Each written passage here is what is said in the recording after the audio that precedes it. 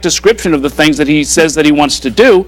Again, though, he made sure that that would not be the headline by saying that he's going to sue a bunch of people. So Kellyanne Conway yesterday admitted that they are behind in the polls. That's something that Donald Trump has not admitted. In fact, he keeps citing polls that show that he's ahead. Are people not breaking it to him on his campaign that he is actually behind in the polls? Why do they have such different messages? No, it's a good, I mean, the extent to which anyone on his campaign can tell him anything and have it sink in, I think, is something that's worth asking. But yes, he's always liked to cherry pick polls. He liked to cherry pick polls in the primary as well. You know, if you look at polling averages, consistently Hillary Clinton has been in the lead. If you look at, for example, this LA Times poll, which has been this huge outlier and shown Trump with massive leads, Hillary Clinton's leading in that now, right? Every indicator is that Donald Trump is losing. Kellyanne Conway, her background is polling. I think she acknowledges that. I think she is aware that after this election, she is still going to have to do work in politics. And I think, too, to Trump, what Trump was doing yesterday or doing over the weekend in Gettysburg, I think he understands that the odds are low right now. And I think that he knows that he needs to change the perception of himself after the election as well, which may be one of the reasons why more of the priority was protecting his own personal brand and less on the election itself. So Trump, other than saying that he's going to sue the accusers, which he's not going to do because it would open him up to discovery, that a process where he has to give information and be talked to under oath that I don't think he wants. He is doing something very different than Clinton, though. He's saying, I'm going to change the following things that are problems with this corrupt system, and here's what I'm going to do. The Clinton campaign is shifting away from that, and they're starting to move into this broader sense of what do we do with Congress. There's risk in that, isn't there, Jackie? There is risk in that, particularly because Congress can just reject her. And there will be a lot of friction immediately, because if Trump doesn't win, as much as we hate to say it, the shift is going to focus to 2020 with a lot of Republicans who are going to start talking about their own personal brands. I mean, look at Ted Cruz. I'm sure he's already gearing up for that. But the other thing they're talking about is healing and how they're going to heal the rift in the country at large. And what is the plan for that one? Free ice cream. Yeah, exactly. Well, that would go a long way. Kittens, puppies. Yeah, I mean, yes. no, but it is. She was talking about it in North Carolina. Just how much everyday people are going to be part of that, trying to heal the rift that this election has really opened up in this country. Errol, is it a little too early to be measuring the drapes in the Oval Office? I mean, we hear that reportedly she's already thinking about her transition team. She's thinking about who her chief of staff is. She's sort of dispensed with Donald Trump. I mean, this is the reporting. But 15 days, anything can happen. Yes. Well, I mean, look, the reality is both campaigns have transition offices. Donald Trump has one as well. It's about a block from the White House. There was some great reporting on what goes on. Any new president has about 4,000 positions that they have to fill. They have a couple of hundred, 250 that are absolutely essential that have to get filled immediately just to keep the lights on.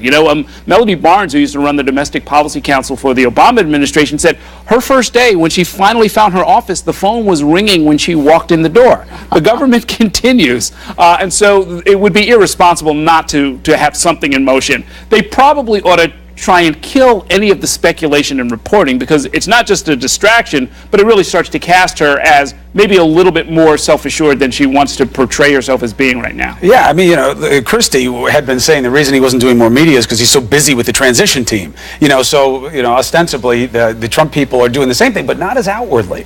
And I guess the question becomes, Philip, why so much confidence in the turnout projections? Why the confidence that the Democrats will get more voter turnout than they did in 2012? Why would that happen? Well, I think there's a few things. I mean, I think we're likely to see higher turnout this year than 2012, in part just because the population grows, right? I mean, this is 2012. It didn't have high turnout compared to 2008. We've added a lot more people since then, so that's one reason why. I think another reason why is because Hillary Clinton is leading by so much, I think the Democrats feel more confident with turnout. Once you're ahead by that much, it becomes less of an issue. So wait, so you think if you're up more than people vote? Because I would think intuitively, if you're up, maybe people stay home. Well, turnout makes a couple percentage point difference as a general rule.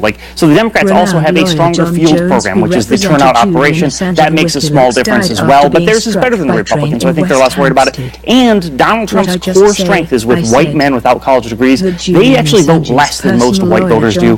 White college graduates are the highest propensity voters, and they're leaning toward Clinton. In 2012, Mitt Romney and his team were confident that he was going to win. And the reason was, in part, was because they had this Hillary's internal polling that suggested that they were up in battleground states. Is there any way that the polls are wrong and that they haven't sort of fastened on the demographics that are now this country or some other special sauce that they're missing? That is certainly what the Trump campaign is banking on right now. They're hoping. You hear a lot about their silent majority of people that aren't being polled, of people who aren't answering pollsters' questions accurately. But this lead is so big that I would be surprised. Also, the Clinton campaign isn't taking any chances, and that's why you see this huge emphasis on early voting and getting people out and to the polls, not just on November 8th, to make sure that they can have a good lead going into election. 5 million votes, I believe, already counted in early voting, and we are told that they are leaning towards the trending is suggesting that it's better for Clinton thus far, but you don't know. It's still early on, so that's why Hillary is bringing out the big gun in Michelle Obama. Certainly, the media has embraced Michelle as the star player in this surrogate campaign. What does it mean to have her with?